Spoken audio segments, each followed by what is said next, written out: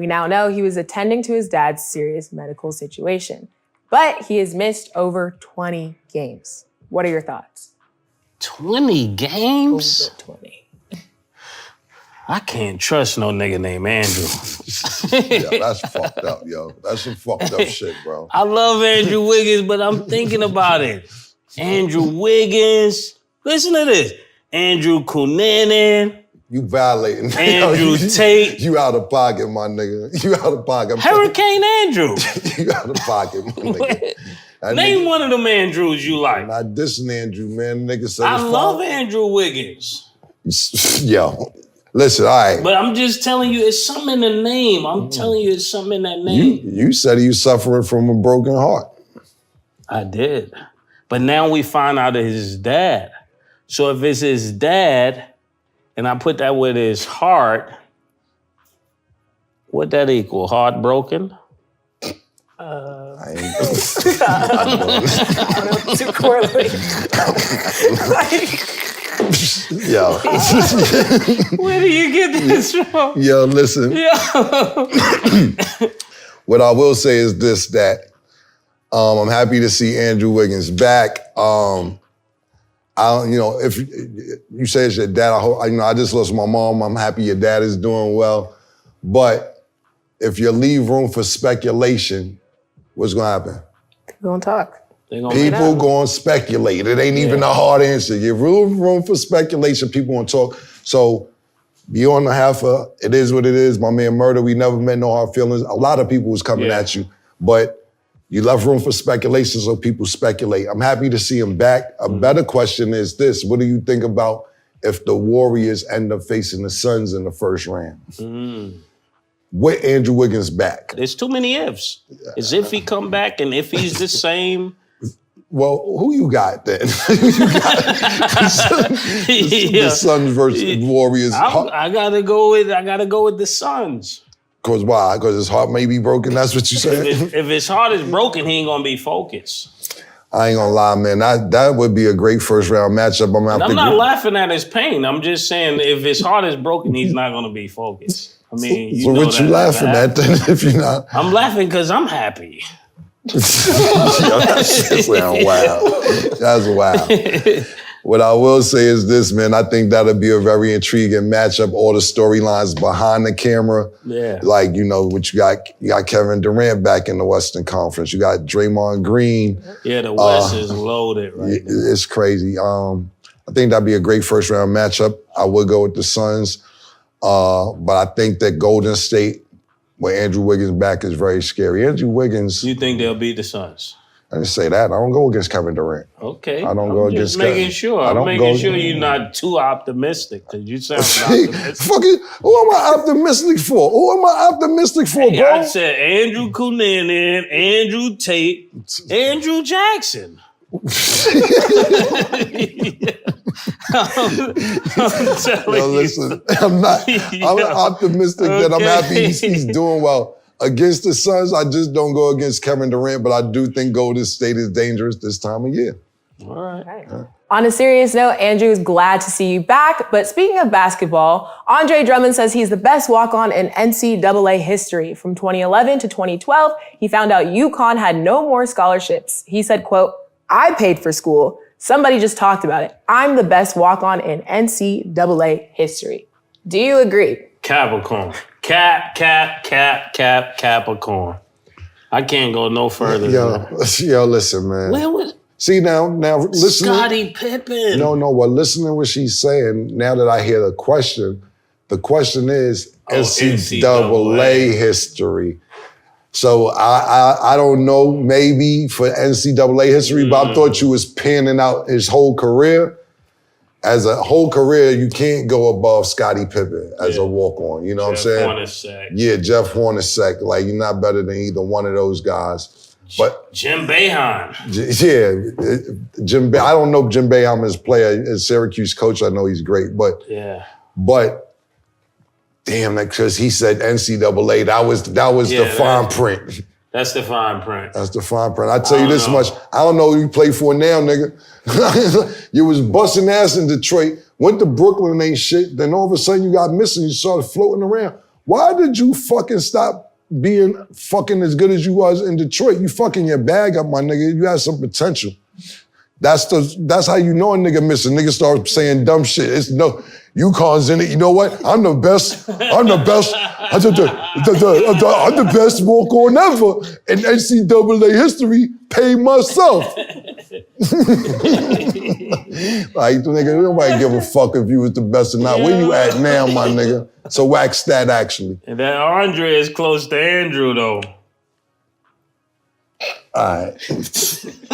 What I will say is that it is dope that you had that much confidence in yourself to pay for school and try out and get on, because it's not easy to be a walk-on. But stop acting like you the Michael Jordan of walk-ons, my nigga. They don't give out no trophies for that shit. Okay, so before we cut to break, Cam, we got to talk about it. Mario Chalmers responded to your 1v1 challenge. What do you have to say about this? Well, listen, man, what I will say is this. We're getting everything together. I spoke to Chalmers. I spoke to a few people who want to sponsor the game. Actually, Chalmers' big homie is back there behind the camera. Talking about his big homie and all that shit. But we're trying to get it together so that I can make him some money, because he only made $138,000 last year. And then if you factor in taxes, he probably made $91,000 last year. You got to pay bills. You got to eat. Baby mothers. Baby mothers. Then you know he got a drug problem. You got to feed that. So we're going to try and get you the best check we can possibly get you, Mario Chalmers. Life threw you a curveball, and we're here to help. So I'm going to work out and try and get everything that I possibly could get so that we could possibly get this game off the road. But one thing I will say, he's been on top of it. When I say that, pause. He's been on top of calling me, wanting to play. And I'm like, look, I don't mind playing you. I did say 10 days because I didn't know you would respond. So give me about, realistically, 45 days and we'll get it done. Did you see his video? Which one? He had a video with kids playing ball. Said he's looking for killer. Yeah, he got a video where he's shooting the basketball. Matter of fact, let's go to that real quick. We're going to play a little game of knockout. Once you hit a shot, you go to the back of the line. One of the greatest shooters anybody's ever seen is Mario Chalmers back there. Out on camera. Maybe that's not surprising, but he's still in. Too easy. Hudson from downtown. Hudson Nation. Enjoy a free pair of AirPods. Hudson, you won yourself a game of knockout versus Mario Chalmers. Where the fuck are you at, Chuck E. Cheese? yo, what are you doing? Buster. Yeah, you and David David Buster, I see you over there. Yo, my nigga. Shooting Nerf ball. Yo, my nigga, I'm gonna keep it 100. You ain't get this much traction with the LeBron topic, nigga. I got you hot. Now, you are the B-side. They want to see that game, though, Kevin. A lot of people, Kevin Garnett, I won't say name. A lot of people are willing to sponsor this game, so we're trying to get the business right. Yeah. And I'll bust your ass, Mario. 45 days, and we're gonna get this done. Yep. Okay. Fucking fiend. Hey, can't wait to see it happen. We'll be right back. Spoke on his relationship with Michael Jordan and Kobe. He said him and Kobe never had a real relationship until they played in the Olympics together. Then they were like family once he retired and he became a Laker. As far as MJ, he said they don't really talk, but he thinks that's because he is still playing and hopes they talk more when he is done. And he said that probably won't happen until he's done and he doesn't have to look at him running up and down wearing the number 23 jersey. And every time LeBron's name is mentioned, it's mentioned with his. So, Mase, is it surprising to you that they don't talk, or did you kind of expect this given also MJ's competitive nature? You see how you worded that question? Or is it because of MJ's competitive nature? Why it can't just be they don't talk because he's playing and both of them are busy. It could be that too. But it's not the way you asked it. But also, I'll add this. He said, even if you don't know him personally, he's one of the most ruthless competitors around. So that was just a question to be asked. LeBron's words. That's all. Yeah, I think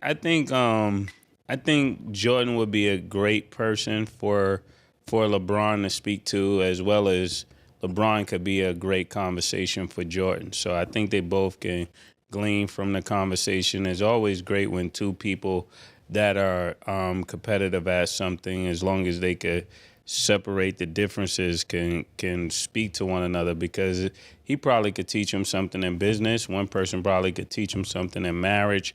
I think just both of them have a lot of equity to share within the conversation. And it's always great when you're operating at a high level to be talking to people that are high level people, because the conversation is different. I don't think Mike fucked with too many people, period, whether it's LeBron or anybody else. Yeah. Patrick Ewing and Charles Oakley maybe, and some other niggas that gamble. Mike, you don't see Mike fraternizing with a lot of people whatsoever. If you ever, like I said, watch The Last Dance as well, we can see the competitive nature competitive person Michael Jordan is. He didn't let his security leave in a game of flipping quarters until he won. He's just like that. I don't think it's much to read into that. I think this is the way Mike is. I think this is the way Mike always was, and it's nothing new. Sometimes it's one of those situations where you don't, when they like you can't teach an old dog new tricks. Mike don't even want to learn the new tricks. And the second thing is this, that Mike don't really fuck with nobody. If you watch The Last Dance, who did he fuck with? He dissed his own teammates. He was dissing his teammates. It's crazy. So the point being is it's not much to look into here. And you're not one of them people Murder might be like, yo, y'all could build and y'all probably could do some things. Braun got $1 billion, Mike got a few billion. I'm cool.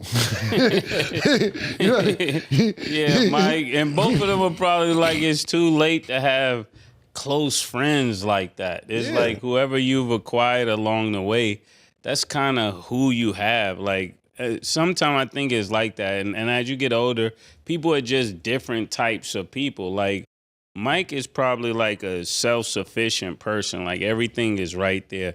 And LeBron is more like a person. He wants to be surrounded with people that help him do the things that he's doing. So then those two don't actually go together. It's almost like putting Tupac with DJ Khaled. They wouldn't be together because they're just two different entities that don't flow together. And I think it doesn't make neither one of them wrong. It's just they're just totally different.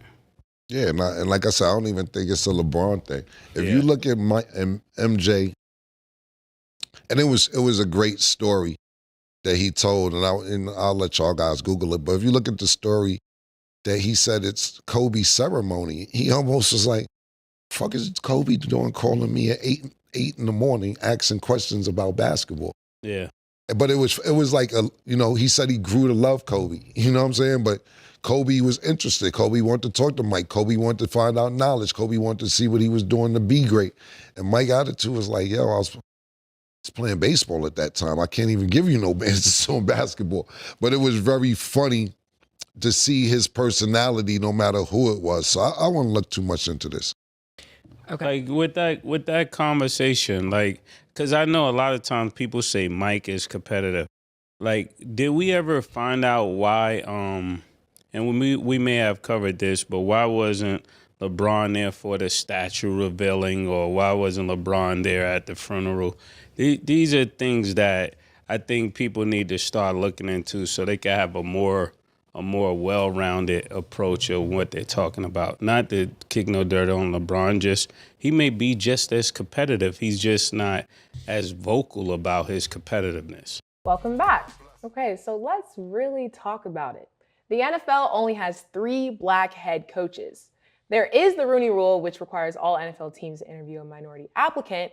But how do we get more black coaches in pro sports? First, who are the 3 you're talking about? Okay, you got Mike Tomlin, Mike McDaniel, and Todd. All right, all of them black? I mean, one of them's multiracial. You got McDaniel for the Dolphins. That don't count. So we got technically 2. Probably 2. Is he a nigga? Would he say he is? Probably not. He wouldn't. Then we got 2, he wouldn't right? Say it. He wouldn't say it. For the barbershop, we got 2. Got 2. Okay. How do we feel about that? Yeah. It depends on what will bring more quarterbacks. I think people got to stop. I mean, more coaches, they got to stop hiring their friends. What do you think? We can go back and forth about this. Listen, it's no fucking black owners. All right? Let's start there. Yeah. Niggas ain't got them billions. That football money is generational. And they're gonna keep the money in the family or people that they know. When you say hire their friends and all that, that's what the white coaches is doing. Yeah. They hiring their friends and their family and their coaches. Look at Jerry. Yeah, I'm saying that's what make more coaches. Yeah, and look at Jerry out there in Jerry's world. His son is one of the coaches on the Cowboys. You know what I'm saying? Yeah. So even Andy Reid, he had his son coaching on the Kansas City Chiefs too. So that's what they do. It's just that when, you know, a black coach does it and hires their friends, they hire niggas with no experience. Where white niggas are hiring niggas with their friends with experience. Black nigga hiring their uncle who never played or seen football ever in their damn life. Like, yo, got a job for you, nigga. Just show up. Tired of you asking me for money. Yeah. Come coach the Dolphins with me. Exactly.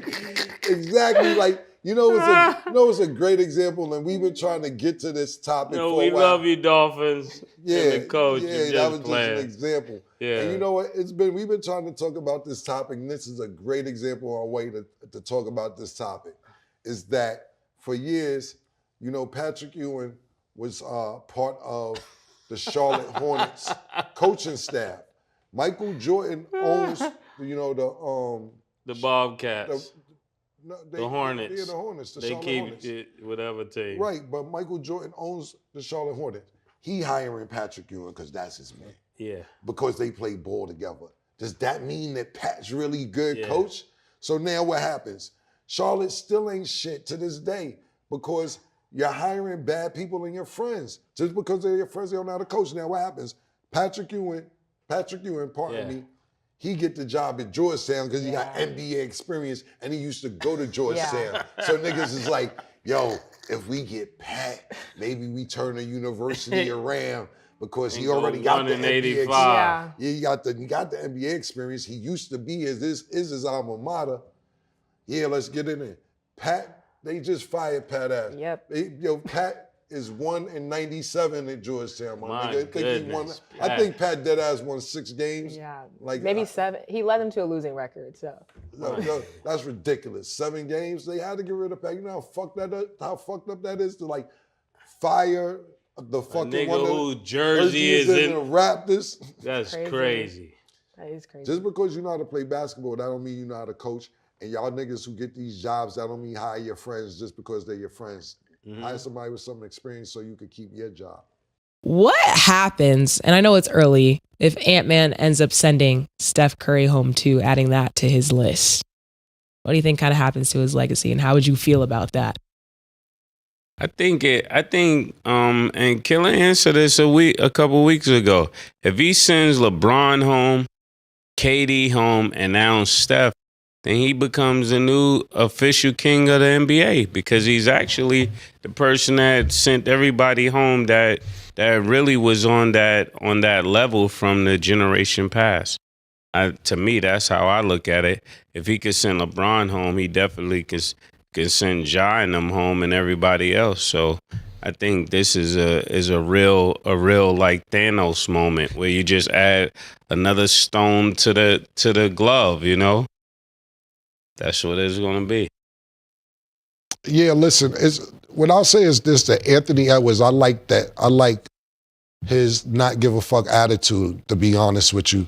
And you sent KD home last year, you sent LeBron home. If you send Steph home, it'll be great for his personal achievements. You ain't win no chip, nigga. You ain't get to a chip yet.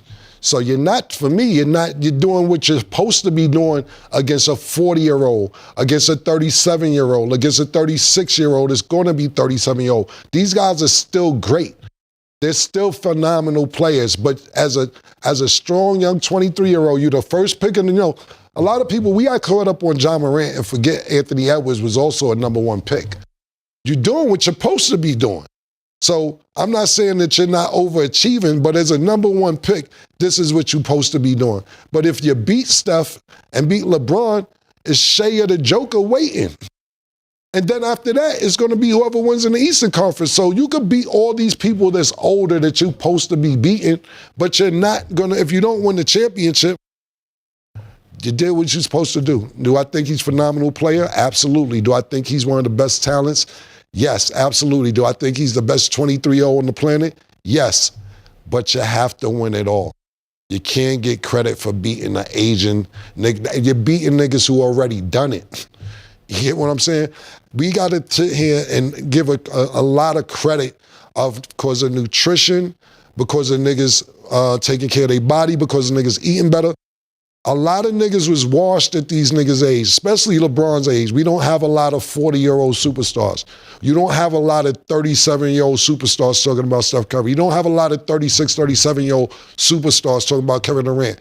We bring up people's ages all the time when they was doing, the people we grew up looking at. When they was 33, 34 was a dub. We look at Dwayne Wade as one of the best players to some people out there. He retired at 36, and it wasn't a good ending. Like, he didn't end his flash. You know what I'm saying?